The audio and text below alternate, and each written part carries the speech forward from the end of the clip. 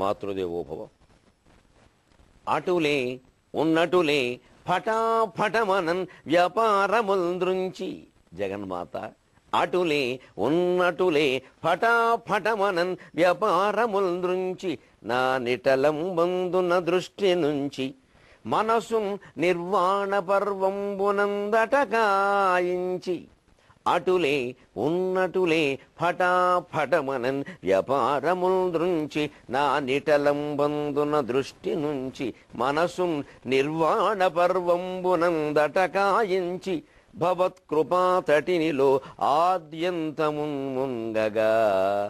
అమ్మా భవత్కృపాతటినిలో ఆద్యంతమున్ముంగగా ఇటులో ఎన్నటికో పరాత్పరఖని ఈశాన సీమంతిని. ఎటులో ఎన్నటికో పరాత్పరఖని ఈశాన సీమంతిని. ఏబిఎన్ ఆంధ్రజ్యోతి ప్రేక్షక మహాశయులందరికీ నవజీవన వేదం అనే కార్యక్రమంలో 275వ భాగానికి స్వాగతం పలుకుతున్నాం. ఇంత తీవ్రమైన ప్రార్థన ఏమిటి అనుకోకండి. భాగాలు పెరుగుతున్న కొద్దీ, జీవితం పట్ల అవగాహన పెరుగుతున్న కొద్దీ, బ్రహ్మ సత్యం జగన్ మిథ్య అని తెలుస్తున్న కొద్దీ, చేరుకోవలసిన లక్ష్యం కళ్ళ ముందు అల్లంత దూరంలో కనబడుతున్న కొద్దీ, చేతులు దానికోసం చాపుతున్న కొద్దీ జీవుడిలో కలిగే వేదనకి ప్రతిరూపం ఈ పద్యం. అటులే ఉన్నటులే ఫటాఫటమనన్ వ్యాపారముల్దృంచి. ఎప్పుడు ఆధ్యాత్మికమైన తత్వం అనేది ఎలా ఉంటుంది అంటే, వివేకానందుడు ఒక ఉదాహరణ చెబుతాడు. ఆయన్ని సముద్ర తీరంలో ఆయన నిలబడి ఉండగా పక్కన చేరి మాట్లాడుతున్నవాడు ఎవరో, భగవంతుడు దొరకాలంటే ఏం చేయాలండి, ఆత్మ పట్టుకోవాలంటే ఏం చేయాలండి, ఆత్మ ఏంది స్థిరంగా ఉండాలంటే ఏం చేయాలండి, అన్ని గ్రంథాలు అందరు మహర్షులు అదే మాట చెబుతున్నారు, నాకు అర్థం కావట్లేదు, ఏం చేయాలన్నట్టు. ఒక మాట మాట్లాడకుండా వివేకానందుడు మంచి బలంగా ఉంటాడేమో, కండలు తిరిగి వీరుడు జబ్బట్టుకున్న వాడిని లాక్కెళ్ళిపోయేట సముద్రంలోకి. లాక్కెళ్ళిపోయి మోకాలు లోతు నీళ్ల కంటే ఇంకాస్త లోతులోకి తీసుకెళ్ళిపోయి ఆ తలకాయ అందులో ముంచేశాడు బాగా. ఒక నిమిషం పాటు అలా వదిలిపెట్టలా. వదిలి వదిలి వదిలి వదిలి అంటున్నాడు. ఇంక ప్రాణం పోయే సమయంలో ఆయన వదిలిపెట్టాడు, బతికాడు. అదేమిటయ్యా బాబు, దేవుణ్ణి చూపించవయ్యా అంటే, మీకు మీ గురువుగారేమో హాయిగా ఇలా స్పర్శ చేసి చూపించారట, నాకు నువ్వు ఇలా చూపిస్తావా అంటే, దేవుడు కనపడ్డాడు. ఒక దేవుడు ముక్కోడు దేవతలు కనపడ్డారు అన్నాడు. మరి అదే ఆత్మదర్శనం కావాలంటే, దేవుడు కనపడాలంటే ఏం చేయాలంటే, ఇప్పుడు నీకు నేను పట్టుకుని అలా ముంచినప్పుడు నీకేమనిపించింది, నీ మనస్సులో కోరిక ఏమిటి?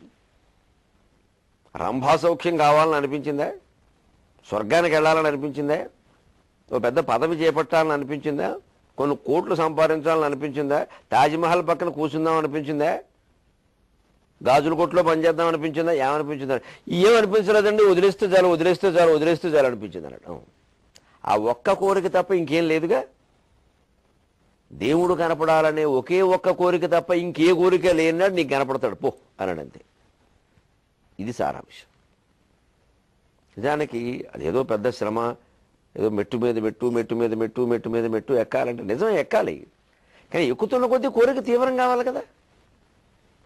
మీరు మెట్లు ఎక్కుతుంటే గమనించండి, కొంచెం తేడా ఏమిటో దానికి దీనికి చెబుతారు కానీ వేదాంతంలో మెట్లు ఎక్కడమని. కృష్ణమూర్తి గారి వంటి మహాతత్వవేత్తలు దాన్ని ఒప్పుకోరు. ఇది అదో శిక్షణా కేంద్రం ఉంటుందా ఏమిటంటారు, క్రమంగా చేయడం శిక్షణ ఏవో చెబుతారయ్యా, అవన్నీ అంత తీవ్రమైన ఆలోచన తీవ్రంగా ఉంటే అవన్నీ అవసరం లేదంటాడు. మెట్లు ఎక్కుతున్న కొద్దీ ఏం జరుగుతుందంటే, దగ్గర గడుతున్న కొద్దీ ఎక్కాలనే కోరిక పెరుగుతుందా తరుగుతుందా? ఎక్కేస్తున్నామనే ఆనందంలో ఉంటాం, అసలు కోరికే ఉండదు మనస్సులో. దగ్గరికి వచ్చేసిందనే ఆనందంలో ఉంటాం. నిజానికి దూరంగా ఉన్నప్పుడే కోరిక ఎక్కువగా ఉంటుంది ఏ విషయంలోనైనా. అందుకే ఆ తీవ్రమైన కోరికే చాలా ముఖ్యం. అంచేది అది పెరుగుతున్న కొద్దీ ఉన్నట్లుగా ఉండి వ్యాపారములు పటాపడదురించి ఎన్ని కోట్ల వ్యాపారాలైనా కానీ, ఎంత గొప్ప పదవైనా కానీ, ఎంత గొప్ప సంసార సౌఖ్యమైనా కానీ, ఎన్ని బంధాలు మన చుట్టూ ఉండని వదిలేయమంటే వదిలేయడం అంతే. టప్పని వెళ్ళిపోవడం సుఖమహర్షిలాగా. సుఖమహర్షి కాదు, ఆధునికంగా ఒక ఆయన ఉన్నాడు అమెరికాలో, the monk who sold his Ferrari అని ఇంగ్లీష్లో గొప్ప రాబిన్ శర్మ గారి పుస్తకం, the monk who sold his Ferrari. ఆస్తులు అమ్ముకున్న మహాయోగి అని మృణాలిని గారు దాన్ని అనువాదం చేశారు, చాలా చక్కగా చేశారు అనువాదం. నేను చదివా, చాలా గొప్ప పుస్తకం, చదవండి. ఆస్తులు అమ్ముకున్న మహాయోగి అని ఉంటుంది. ఒక పెద్ద న్యాయవాది, కోట్లు కోట్లు డాలర్లు, రూపాయలు కాదు, సంపాదించేవాడు ఎప్పుడో ఓసారి భారతదేశానికి వచ్చినప్పుడు రామకృష్ణ మఠంలో విన్నటువంటి బోధనల వల్ల కొద్దిగా హిమాలయాల గురించి మరి చూడడమో వినడమో ఏదో జరగడం వల్ల ఒక తీవ్రమైన తపన కలిగి ఆత్మజ్ఞానాన్ని గురించి మొత్తం అమెరికాలో ఉండే తన సమస్త ఆస్తులు నమ్ముకుని కాషాయం కట్టుకుని హిమాలయాలకు వచ్చేసాడు. అదే the monk who sold his Ferrari. అమెరికాలో ఫెరారీ కార్ని చాలా గొప్ప వైభవానికి చిహ్నంగా భావిస్తారు. దాన్నే వదిలేశాడు. దాన్ని వదిలేశాడంటే ఇంక మిగిలిన పెద్ద విషయాలు కావాలి ఆయనకి. ఇతర బంధాల కంటే ఆ కారే పెద్ద బంధం. దాన్ని వదిలేశాడు, పోనీ అన్నాడు అంతే. అలాంటప్పుడే దొరుకుతుంది అది. పటాపటమనం వ్యాపారముల గురించి నెమ్మదిగా ఏదో బ్రేడెట్టిలా కోసి కోసి కోసి ఇవాళ కొంత రేపు కొంత, ఇవాళ కొంత రేపు కొంత, మళ్ళీ రేపు కోసేలోగా ఇవాళ ఉన్న కొంచెం తెగిన బంధం గట్టిపడుతుంది. అంత ప్రమాదం ఉంది ఈ బంధాలతోటి. తెంచుకోవడమే ఒకటే దెబ్బ. నా నిటలంబందున దృష్టి నుంచి భూమధ్యంలో ఉంది, భూమధ్యంలో ఉందంటారు. భ్రువర్మధ్యే ప్రాణమావేశ్య సమ్యక్ అని భగవద్గీతలో ఉన్నాడు. ఎవడు తెలుసుకోవాలి. మనసు నిర్వాణ పర్వంబునందటకాయించి, మనస్సుని నిర్వాణం అనే పర్వంలో అంటే మోక్షం పొందే యోగంలో అటకాయించి, శీర్ఘ యోగ వాసిష్టంలో ఉపశమ ప్రకరణంలో ఉద్దాలకుడనే మహర్షి చేసిన తపస్సు గురించి చెబుతారు. ఎక్కడో మూలకెళ్ళిపోయి ఎవరూ లేని, మరి ఇంక ఎవడు పిలవద్దు, గుర్తుపట్టద్దు అసలు. ఆకుల్లో ఆకునే, పువ్వులో పువ్వునే అన్నట్టుగా కూర్చుంటాడు ఆయన. ఆకుల్లో ఆకు అనుకోవాలి అంతే. ఒక మనిషి ఉన్నాడు ఇక్కడ తెలవద్దు ఎవరికి. అలా ఉంటాడు. పద్మాసనం వేస్తాడు. ఈ రెండు మడమలతో ఈ తొడల మధ్య భాగం, ఈ రెండు తొడల పై భాగాల మధ్యలో ఇలా గుచ్చుకునేలా చేస్తాడు. పాదాలు కొసలు ఆ మడమలతో కింద మొత్తం ఈ నవరంధ్రాలు మూసుకుపోయే పరిస్థితి పెట్టుకుంటాడు. ఆసనం అలా ఉంటుంది. అటకాయిస్తాడు అంతే. మనసు నిర్వాణ పర్వంబునందటకాయించి భవత్కృపాతటినిలో ఆద్యంతమున్ముంగగా. అమ్మా నీ కృపా ప్రవాహంలో ఆద్యంతం నిండా, మళ్ళీ వెంట్రుక కొస కూడా పైకి కనపడకుండా, అసలు నీటిలో ఎవరూ మునగలేదు, నీరే ప్రవహిస్తోంది అనే కనిపించేలా. ఎటులో ఎన్నటికో పరాత్పరఖని ఈశాన సీమంతిని. కైలాసపు ముత్తైదువమ్మ నువ్వు, శుద్ధాంత కైలాసమా, ఈశాన సీమంతిని. ఎప్పుడిది, ఎంతకాలం ఇలాగా ఈ చదవడము, చెప్పడము, చెయ్యడము, భోగాలు అనుభవించడము, దుఃఖము కిందబడి మీదబడి ఎంతకాలమమ్మా ఇది. ఇది ఆ స్థితికి మనం క్రమంగా చేరుకోవాలి. అందుకే భగవద్గీత, అందుకే 18వ అధ్యాయం ఒక తీవ్రమైన దశ. అందులో మనం సాత్వికమైనటువంటి జ్ఞానం, రాజస జ్ఞానం గురించి చెప్పుకున్నాం. సాత్విక జ్ఞానానికి ప్రహ్లాదుని, రాజస జ్ఞానానికి హిరణ్యకశ్యపుని ప్రతీకలుగా చెప్పుకుని వారు చెప్పినటువంటి మాటలు, పద్యాల ద్వారా ఆ తేడాన్ని గమనించాం. ఇది మనం కూడా లోకంలో ఈ వేరు వేరు వేరు అనే భావాన్ని తగ్గించుకోవాలి. ముందు ఒకే కులంలో ఉండే శాఖాభేదం మర్చిపోవడం, తర్వాత క్రమంగా కులభేదం మర్చిపోవడం, తర్వాత క్రమంగా స్త్రీ పురుష భేదం మర్చిపోవడం. ముందు అన్నిటికంటే ముందు అసలు ఏకమవ్వాలంటే పేదవాళ్ల కష్టాలు ధనవంతులు అర్థం చేసుకోవాలి. వాళ్ళు అందుకోసమే పుట్టారు, వాళ్ళ పూర్వజన్మ కర్మ, వాళ్ళు అలాగే ఉంటారు. ఈ సిద్ధాంతాలు ఎవడో నమ్మేవి కాదండి. ఇప్పుడు వీళ్ళు దోచుకుంటున్నారనే విషయం వాళ్ళకి బాగా అర్థమవుతుంది. అందుకే అనేక రకాల మళ్ళీ ఎదురు దోపిడీలు జరుగుతున్నాయి. సిద్ధాంతాలతో మభ్యపెట్టలేరు ఎవరు. నేను కళ్ళ ముందు కనపడుతోంది దోపిడీ. రూపాయికి పావలాయో, రూపాయికి ₹10 లాభం వేసుకుంటే పర్వాలేదు, రూపాయికి ₹5 లాభం వేసుకుంటే దోపిడీ కాదు. అంచేత ముందు ఈ వైరాగ్యానికి రావాలి. నాకు ఎందుకు ఇంత డబ్బు, నాకు ఎందుకు ఇన్ని కార్లు, నాకు ఎందుకు ఇన్ని వైభవాలు, నా ఒక్కడికే, నా కుటుంబానికే, నా పిల్లలకే ఉన్నది, ఇద్దరు మించి లేరు ఇక్కడ. అది వస్తే తామస జ్ఞానం నుంచి నివృత్తి పొందగలుగుతాం. ఎత్తు కృత్స్నవదేకస్మిన్ కార్యే సక్తమహేతుకం అతత్వార్థవదల్పంచ తత్తామసముదాహృతం. కృత్స్నవత్ ఏకస్మిన్ కార్యే సక్తం అహైతుకం. తామస జ్ఞానం ఎలా ఉంటుంది అంటే ఏకస్మిన్ కార్యే సక్తం, ఇక ఒకే ఒక పిచ్చి పెట్టుకుని కూర్చుంటాడు, మొత్తం శక్తియుక్తులను దానికోసం వినియోగిస్తాడు. అహైతుకం, దానికి ఒక ప్రత్యేకమైన కారణం కనపడదు. ఎందుకు ఈ వ్యామోహం అంటే తెలియదు. ఒక ఆయన చిన్నతనంలో పేదరికం అనుభవించి ఉంటాడు, వాళ్ళ తల్లిదండ్రుల నుంచి ఏదో వచ్చి ఉంటుంది. అలాగే ఆయనకి చిన్నప్పుడు మనసులో కాక్ష ఉంటుంది, నేను కోట్లు సంపాదించాలి అని ఉంటుంది. పెద్ద అవుతాడు, సంపాదిస్తాడు. 1 కోటితో ఆగడు, 10 కోట్లు, 10 కోట్లతో ఆగడు, 100 కోట్లు, ఎంత వచ్చినా కాదనడు. ఇంకా పైగా ఓ 10 కోట్లు సంపాదించాక వస్తూనే ఉంటే మనం వస్తుంటే ఆపాలి. అదే వైరాగ్యం, అదే జ్ఞానం. వస్తూనే ఉంటే మనం ఎందుకు ఇక్కడ? ఆపదలు వస్తాయి, ఆపరా అండి? లారీ వచ్చి మీద పడుతుంది, ఆపరా అండి? తప్పుకోరండి? సంపదలు వచ్చి మీద పడితే ఆపరే? అబ్బే, అవి ప్రాప్తం అండి. అక్కడ ప్రాప్తం, కష్టాలు ప్రాప్తం కాదు పాపం, వెంటనే నివారణ.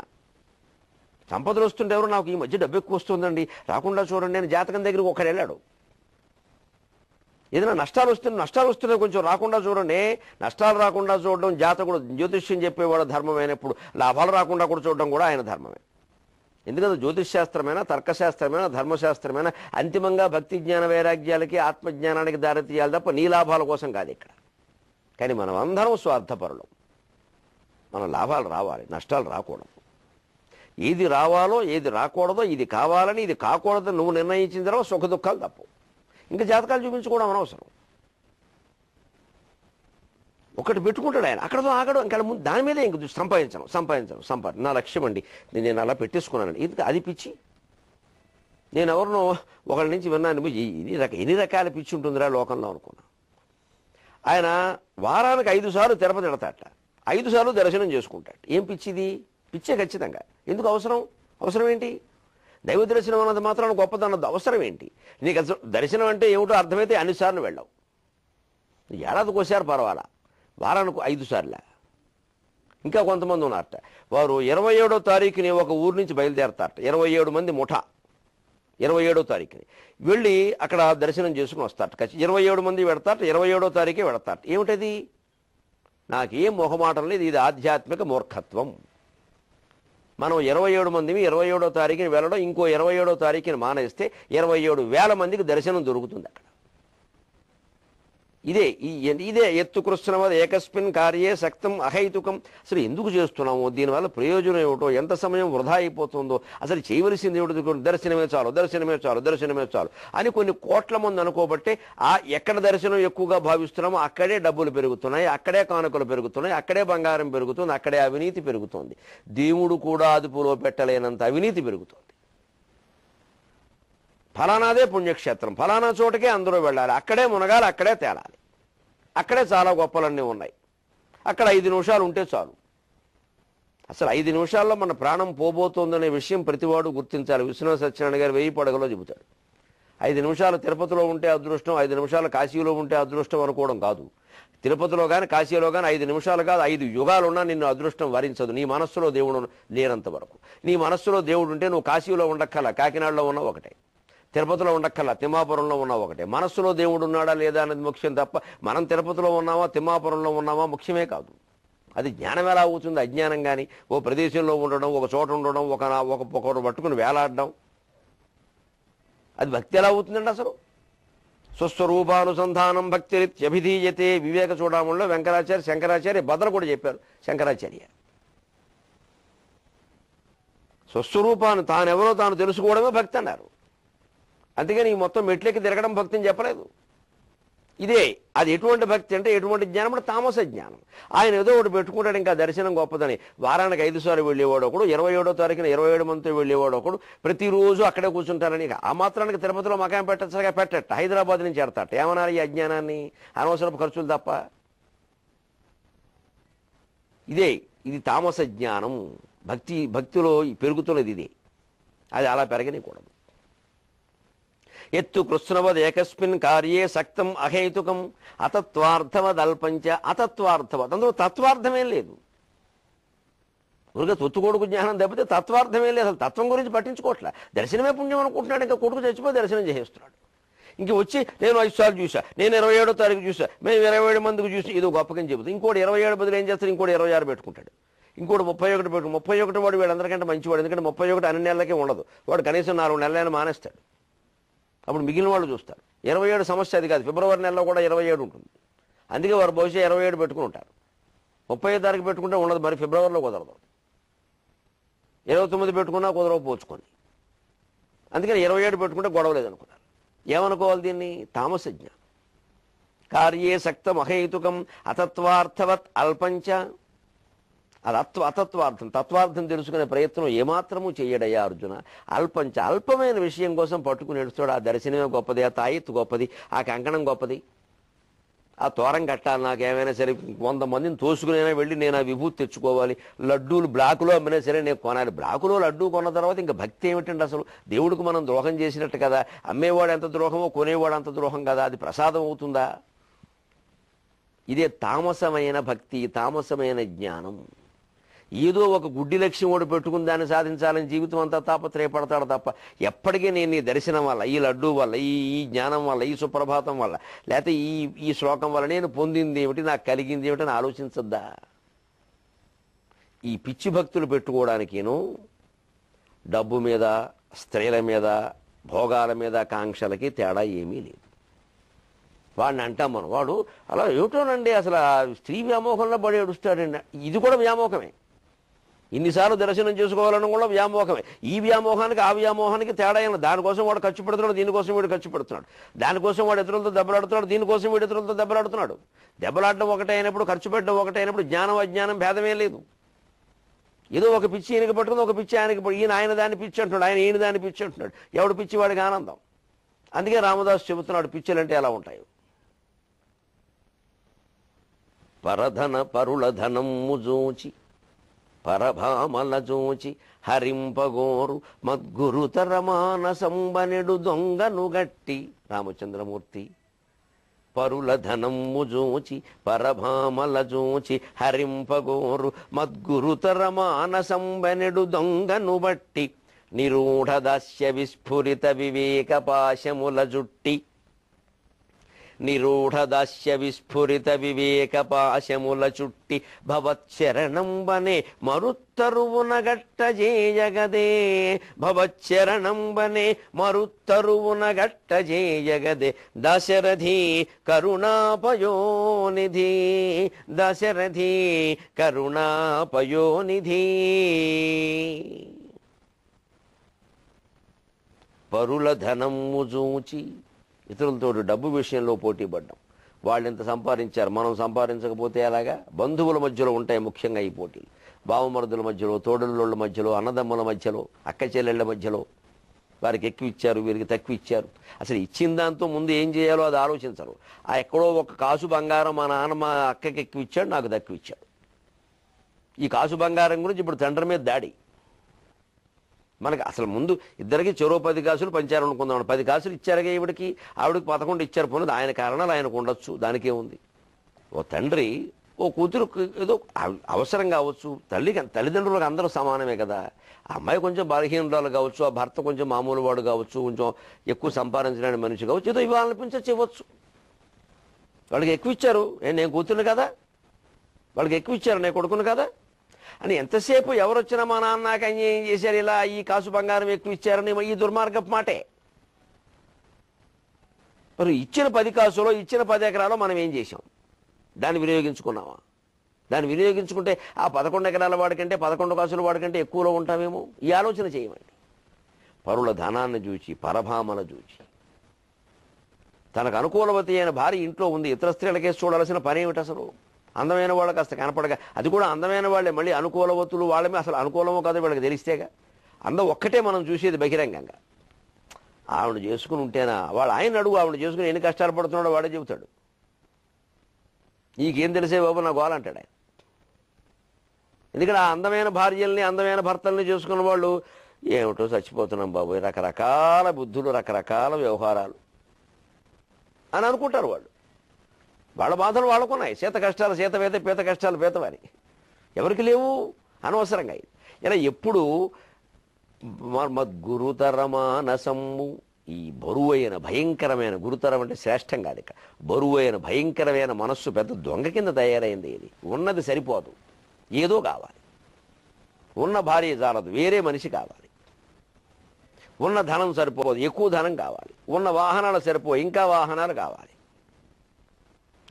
ఇవన్నీ కలిపి ట్రాఫిక్ జామ్ పెరిగిపోవాలి. మనం హైదరాబాద్ని ప్రభుత్వాన్ని తిట్టుకోవాలి. మరి ఈ ట్రాఫిక్ జామ్ పెరగడానికి మనకున్న 3 కార్లు 2 కార్లు కారణం కాదా? ఇందులో ఒకటి తీసేస్తే ఏమైంది?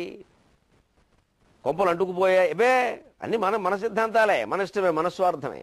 దానికి అనుగుణంగా సుభాషితాలు శ్లోకాలన్నీ మార్చేసుకోవడమే, అన్వయం చేసేసుకోవడమే. అదే సుభాషితాల్లో మనకి వ్యతిరేకంగా చెప్పిందని పట్టించుకో, అనుకూలంగా చెప్పింది మనకు కావాలి. వారు ఎలా చెప్పారు కదండి, వీరు అలా చెప్పారు కదండి, ముందు అన్నిటికంటే ముందు దానం చేయమని చెప్పారు. అది మనం పట్టించుకోం. ముందు దానము భోగము నాశము అన్నారు. ఎందుకని ముందు దానం చెప్పారు, తర్వాత భోగం అన్నారు.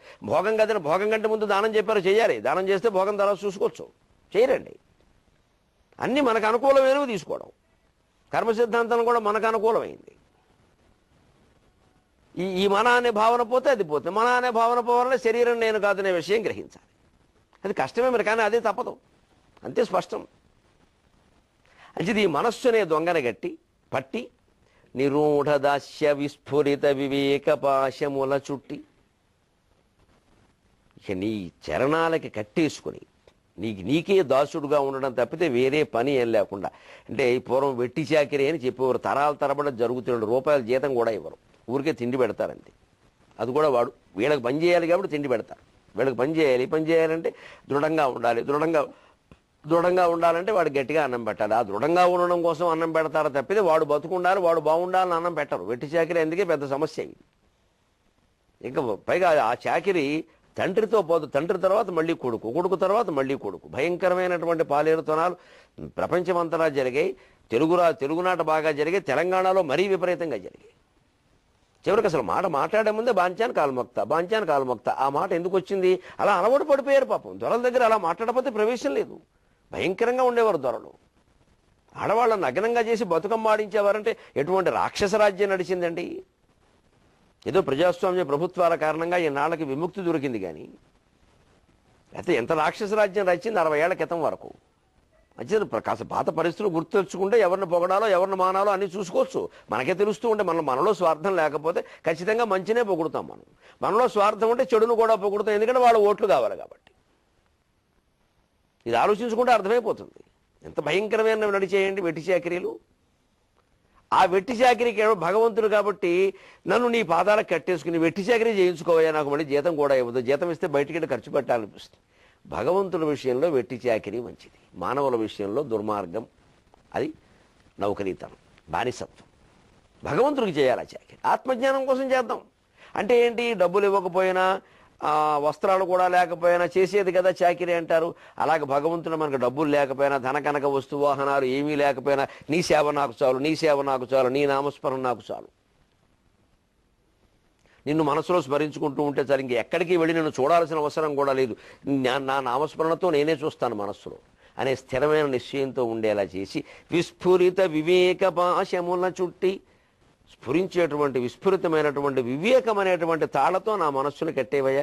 నా మనస్సును కట్టడం నా వల్ల కావట్లేదు, నువ్వు కట్టే అనడం ఏమిటంటే మనస్సుని నిగ్రహించుకోవడం కోసం రామదాసు పడమని మనకి చెబుతున్న తాపత్రయం. అది అంత ముఖ్యమైన విషయం. దాన్ని వెట్టి చాకిరికైనా భద్రుని చేసి రామచంద్రమూర్తి పాదాల మీద పారేస్తే తప్ప తీరే విషయం కాదు ఇది. విస్ఫురిత వివేక పాశముల చుట్టి భవచ్చరణంబనే మరుత్తరువు నగటజేయగదే. మరుత్తరువు అంటే దేవతా వృక్షం, కల్పవృక్షం. అది ఏది కల్పవృక్షం? భవచ్చరణంబు అని, నీ చరణములు అనేటువంటి కల్పవృక్షం అంటే రామచంద్రమూర్తి పాదాలు కల్పవృక్షంతో సమానం.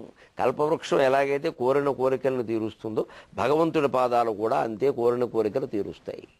అంచేత కల్పవృక్షాల దగ్గర పెద్ద పెద్ద చెట్లు కదా కల్పవృక్షాలు అంటే, మర్రి చెట్లు, రావి చెట్లు లాంటివి. వాటికి ఏనుగులను కట్టేస్తారు, కనీసం జంతువులను కట్టేస్తారు, ఏ జంతువులని, ఎందుకంటే పారిపోకుండా ఉంటాయి, తెంచుకోవడానికి వీలు కాదు. అలాగే నా మనస్సు అనేటువంటి జంతువుని నీ పాదాలనేటువంటి కల్పవృక్షాన్ని కట్టేసుకోవయ్యా. విస్ఫురిత వివేక పాశముల చుట్టి భవచ్చరణంబనే మరుత్తరువు నగట్ట జేయగదే దశరథీ కరుణాపయోనిధి.